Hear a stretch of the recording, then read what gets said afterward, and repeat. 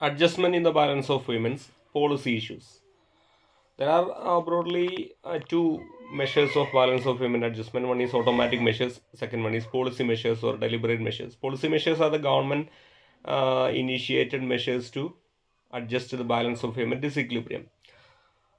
So in this through this video we are going to look at the role of monetary policy as part of the expenditure changing policy in balance of payment adjustment mechanism. Fiscal policy and monetary policy are part of the expenditure changing policy in balance of payment adjustment mechanism. Here we will be discussing what happens to the balance of payment when there is any change in money supply.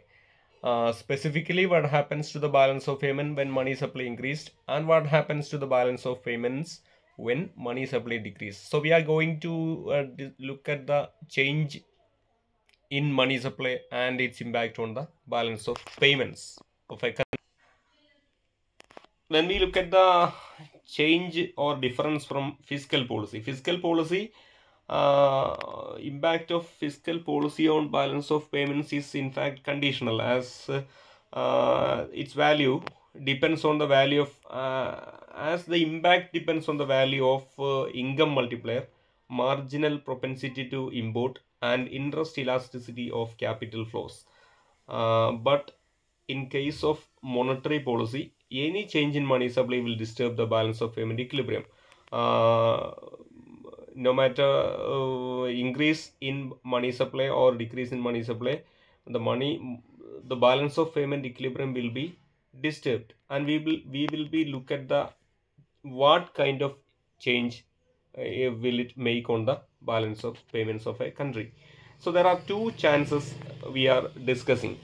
One is increase in money supply and its impact on the balance of payment. Second one is decrease in money supply in an economy and its impact on the balance of payments. So now let's look at the take the case of the increase in money supply and its impact on the current account of a country. So it's clear here that increase in money supply leads to increase in income of the economy. So when income is increasing, import is uh, import will also increase for sure, as import is a function of income increases, import will also increases. So when import is increasing, current account deficit will be created or current account surplus will come down. So basically current account deficit is the result of increase in income and increase in import. So this is the result of increase in money supply and its impact on the current economy. So when money supply is increasing, and let's look at the impact on capital account of a country. So when money supply is increasing, rate of interest will come down, as the rate of interest is the is inversely related to money supply. Lower the money supply, higher the rate of interest, and higher the money supply, lower the rate of interest. So when money supply is increasing, rate of interest will come down. When rate of interest is coming down, capital outflow likely to happen, as rate of interest in the economy is lower than the foreign country, than the rest of the world. So when rate of interest is lower than the rest of the world, capital outflow will happen, as the investors even in the domestic economy will choose the foreign countries to deposit their money, to invest their money in the assets. So capital outflow will happen, capital account will have some deficit rather than surplus due to the impact of the increase in money supply, decline in rate of interest, and increase in capital outflow rather than capital inflow. So capital account deficit will be emerged. This is the impact. That means broadly, basically, when money supply is increasing, the both current account and capital account will experience the deficit. That means for sure increase in money supply will disturb the balance of payment equilibrium of a country. So now let's look at the decline in money supply and its impact on the current economy, current account of the country.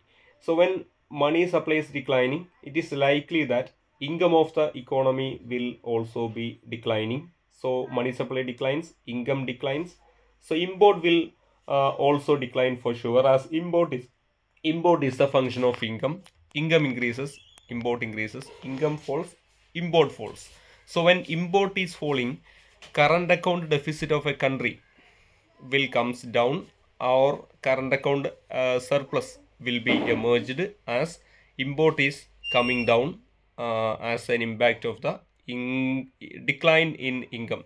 So now let's look at the impact of decline in money supply and its impact on the capital economy, capital account of the country. So when money supply declines, rate of interest will increase, as rate of interest is inversely related to money supply. Higher the money supply, lower the rate of interest, and lower the money supply, higher will be the rate of interest. So when rate of interest in the economy is greater, capital inflow will happen.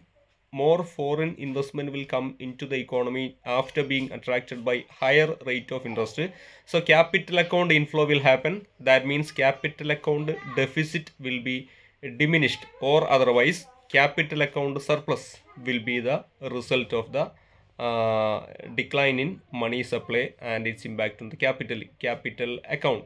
So it is sure here that decline in money supply will make some impact on the balance of payment equilibrium.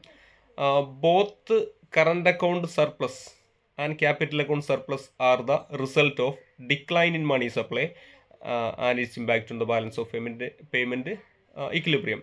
That means balance of payment equilibrium is disturbed, as capital account surplus and current account surplus are emerged due to the impact of the decline in money supply and decline in rate of interest and decline in income.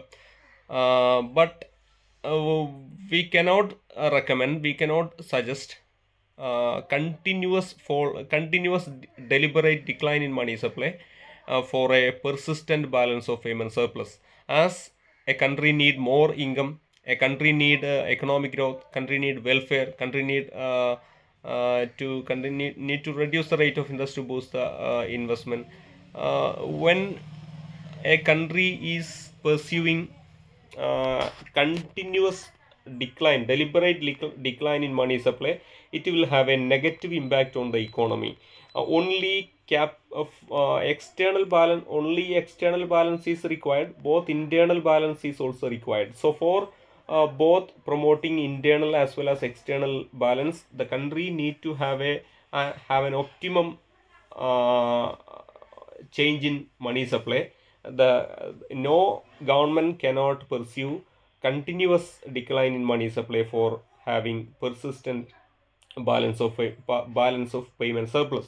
So we need to have an optimum policy. We need to have an optimum mix of policy. We need to have an optimum amount of money supply to have both internal as well as external balance.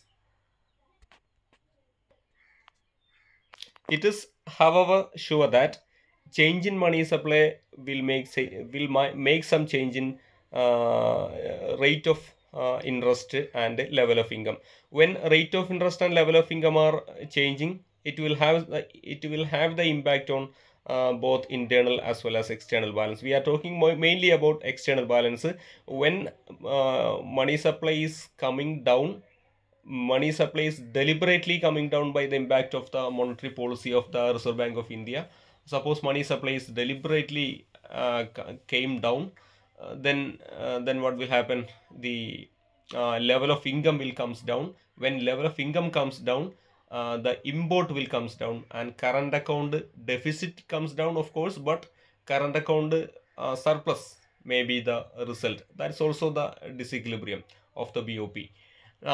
Similarly, when money supplies deliberately came down due to the impact of the tight monetary policy of the Reserve Bank of India, uh,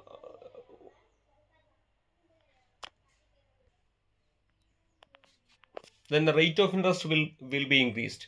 When rate of interest is increasing, the capital inflow will be resulted. Capital inflow will take the form of inward or inbound foreign investment. More foreign investment will come to the economy. Then the current account deficit can be corrected by capital account surplus. When there is a deliberate rise in money supply as part of the expansionary monetary policy of the Reserve Bank of India, money supply is deliberately increased. Suppose so, then that too will have the impact on the balance of payment. When money supply is increased deliberately, then the rate of interest will comes down as a result of the theoretical inverse relation between rate of interest and money supply. When money supply is declining deliberately, rate of interest will increase. Then the capital account, when money supply is increased deliberately, rate of interest comes down, then the capital account deficit will be the result, or capital account surplus will be corrected. And